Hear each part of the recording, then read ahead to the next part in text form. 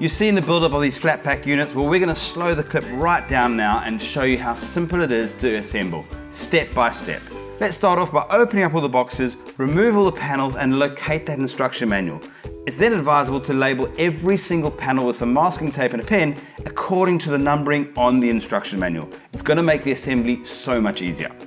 I've got all the panels out of their boxes, and as you can see, I've grouped them in their like sizes. It's going to be much easier then to identify which panel is which according to the manual numbering system. Starting with the easy ones, I've got the 3 doors. Easy identification is the pockets to accommodate the hinges. That's going to be panel number 8, 13 and 9, and all 3 are exactly the same. Here we have 2 long thin panels. These are the back and front rails, the natural being the back and the colored being the front rail. Panels 5 and panel 6. These 2 large panels are our side panels. Easy way to identify is its color on the outside and natural on the inside. There is a left-hand side and a right-hand side. There's also a top and a bottom. So straight away you can see the top has the holes on the top edge, whilst the bottom has the holes slightly offset from the bottom. That is the bottom side. How to identify left and right? Well, color on the outside and then the front cover strip on the front side. So this will be the left-hand side and that'll be the right-hand side. We have the divider panel, which you can easily identify. You know the front side has a cover strip on it, and on the left-hand side there is a hole for the rail holder. This is panel number 12. We're now looking for our top base and our bottom base panels. These 2 panels are the same size but slightly different due to the holes which have been pre-drilled. Now the bottom panel, you'll see on the front edge there are some location holes pre-drilled. Therefore I straight away know that this is my bottom panel and therefore this must be my top panel. So that's panel number 1 and panel number 2.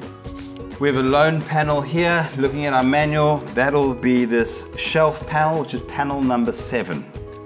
Lastly, we have panels 10 and 11. Now those are our fixed shelves and our floating shelves. The fixed shelf, panel 11, is the panel which has the holes already pre-drilled to accommodate the director screws and the dowel pins.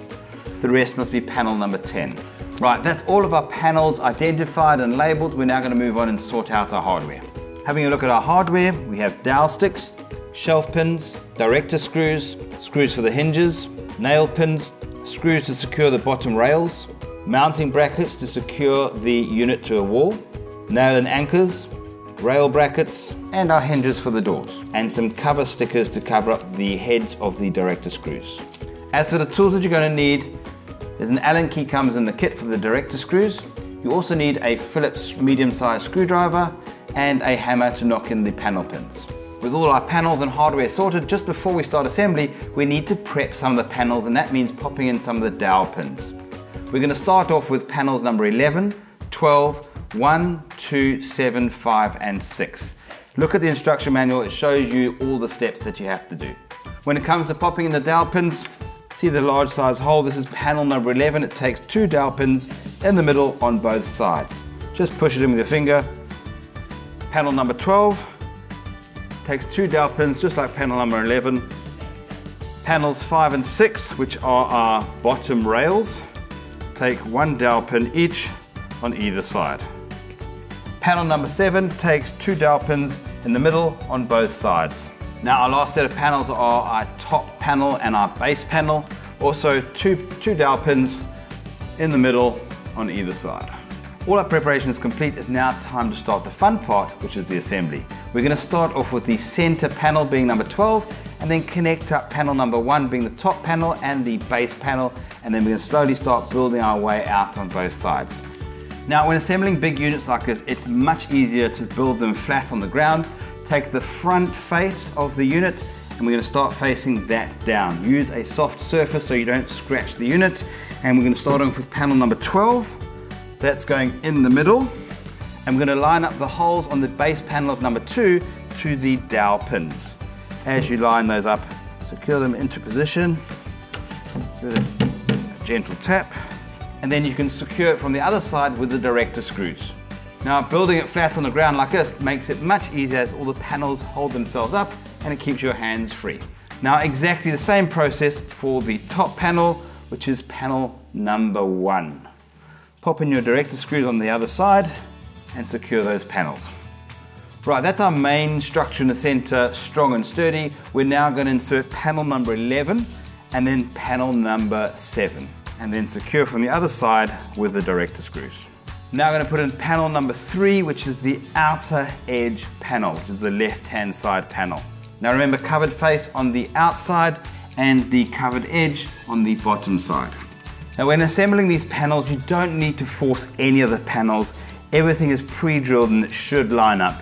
You might just need to align a panel here and there to get it to fit in.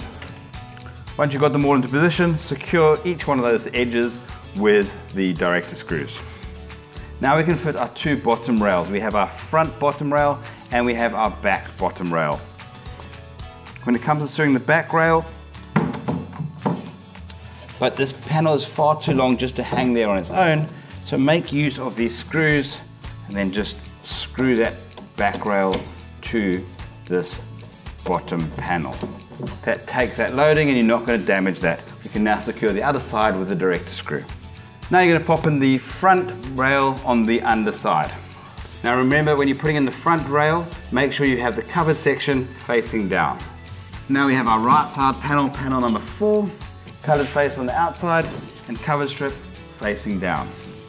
Okay, so that's our structure complete. We now need to pop on our backing board. That's going to go over the top section here, enclosing this shelf section here and overlapping into this side here.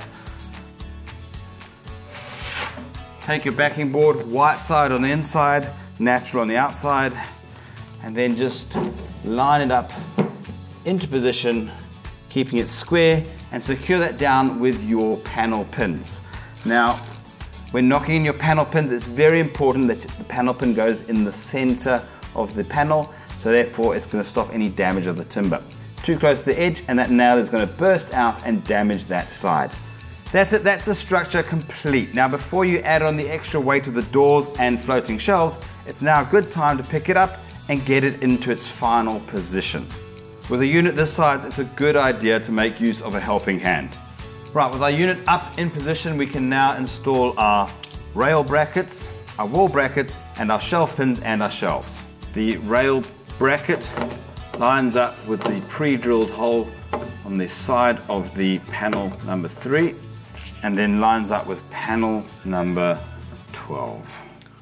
It's very important to install the wall brackets, as this will not only hold the unit sturdy, but also prevent it from falling over if someone was to hang on the outer edge. Pop in the shelf pins. Don't forget the screws in the bottom rail, just to remove any play. All our panels are in place. We now need to put on our hinges onto our doors, and then we can secure our doors into position. Just line the hinges up with the recess, and the holes are pre-drilled, so it's easy alignment. Use a 16mm screw. Once your hinges are attached to your door, it's now time to fix the door to the unit. Make use of some spare hands to help you hold into place while you secure those hinges. Okay, exactly the same process with the next 2 doors.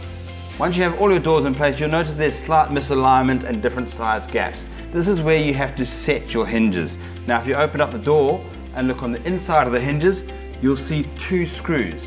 The outer screw controls the orientation of the door back and forth, whilst the inner screw adjusts the angle and tilt of the door to ensure that you get an even gap on each door. Don't forget to make use of the cover stickers to disguise the screw heads of the director screws.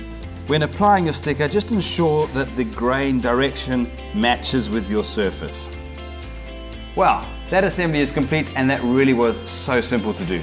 All that you need to do now is to customize it with your own choice of handles. I think I'm going to go for these long ones, 1, 2, 3, and that should look the part. If you enjoyed this clip, like it, share it. You can also subscribe to our Builders Fan YouTube channel. There's a range of DIYs and how-tos just like this for you to be inspired, get to Builders, and get it done.